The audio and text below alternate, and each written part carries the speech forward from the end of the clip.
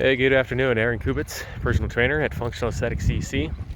Today I want to talk about meditation. So this is something I used to think was like kind of a hokey hippie sort of practice, or something like practiced by like Eastern religions and whatnot. You hear about a lot in like these kung fu movies and things like that. But it's not nearly as mystical as it sounds.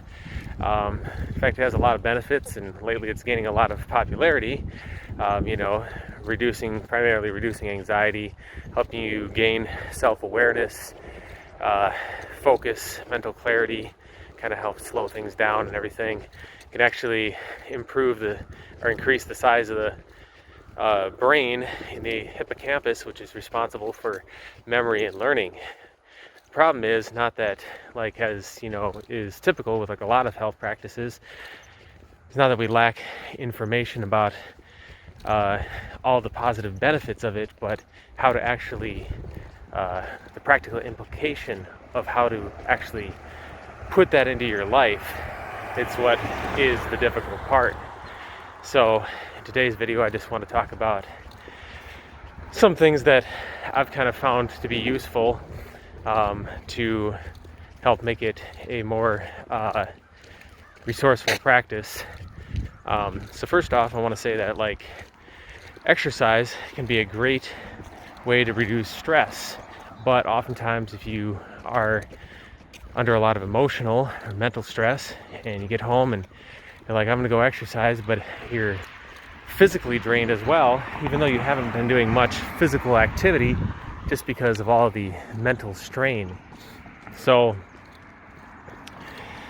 one thing that you can do to help with that is actually to meditate, but do more of a active meditation. So kind of move your body rhythmically, whether that's doing simple body weight exercises intermittently,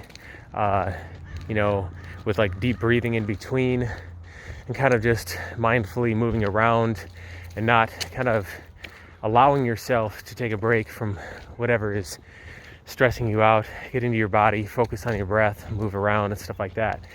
And what I found is that actually increases my physical energy simply by doing that, because it's like, if you had the brakes on in your car, it's creating all this friction and stuff. So that's kind of the same thing, all this emotional stress or mental stress as well is slowing you down and bogging you down. You gotta allow for your brain to rejuvenate itself.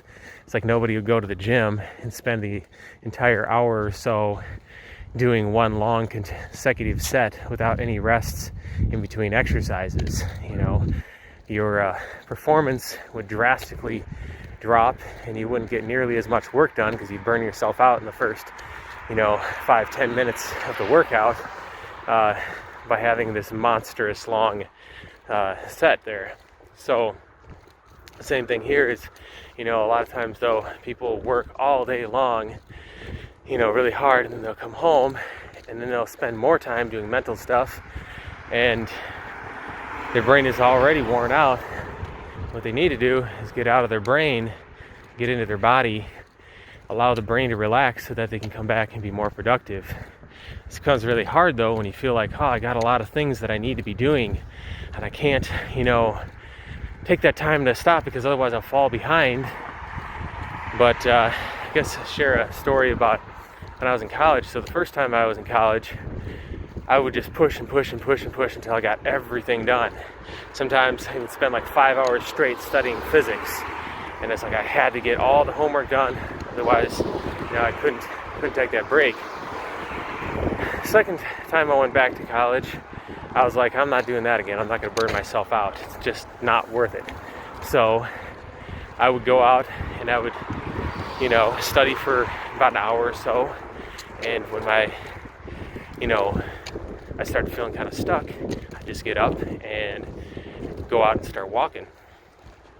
And go for a run or lift some weights or something like that. And I think, it seems counterintuitive because sometimes I go out for, an hour and a half, 2 hours sometimes doing this, and I think it'd be like all this waste of time. What I found invariably was that I would get 3 hours worth of work done in 1 hour after I was done, and I'd also feel much better and less stressed as well. So on the flip side of this, there's some people who, they don't have the problem with lacking the physical energy. In fact, they just have so much energy, they have a hard time sitting down and, focusing on any one thing. It's kind of like they're like the squirrel and over the hedge. It's just like go, go, go, go, go all the time. And because of this, they kind of miss the big picture of things, or can't focus on things, or they kind of lose track of where they're at and start losing their effectiveness. And so this kind of tends to be like my story, in a way, is like how I would tend to be. And what I found kind of helps with that is the timing of when you do your meditation. Do your meditation in the evening when you're already, kind of more tired physically. Sit down and do that kind of as a way to wind down before bed. Maybe even bring out a notebook or something, so as ideas pop into your head while you're doing your meditation, because that oftentimes will happen, and that's kind of one of the big reasons why I meditate, is to bring clarity. But you can do that, or another really great way is to go and work out, do a harder workout, and then gradually bring it down and segue into a more relaxing form of exercise. So, maybe you're doing like the HIIT training, or the, going for a long bike ride, or go for a run or something like that, or you're doing, CrossFit stuff or bodybuilding style training, more hardcore kind of exercise, and that helps to get, that energy release. And then you transition from there and you go into, yoga or Tai Chi type stuff to kind of slowly ramp it down and bring yourself into a grounded state. And then when that's all done, you can maybe just lay on the floor or sit on the floor, close your eyes and breathe deeply, and just allow yourself to relax. And that's something that I found is extremely effective for me in making my meditation sessions more productive. So as an aside here, last year I developed a workout program called Hybrid Strength Martial Arts Yoga, which actually blends all of these together. So you do the more intense strength building exercise, follow that up with a speed or power-based martial arts movement, and then come down off of that with deep breathing, yoga or Tai Chi movements, and you kind of undulate back and forth between those. And it's really effective for, getting you into a grounded but energized state of mind, whereas some forms of exercise that get you energized, but at least personally I feel like I'm like unfocused energy that I get from it, like when I do like HIIT training or something like that. So I like to go hard and then easy, hard and then easy, have that ebb and flow between hard and soft, and that helps to it's kind of active meditation.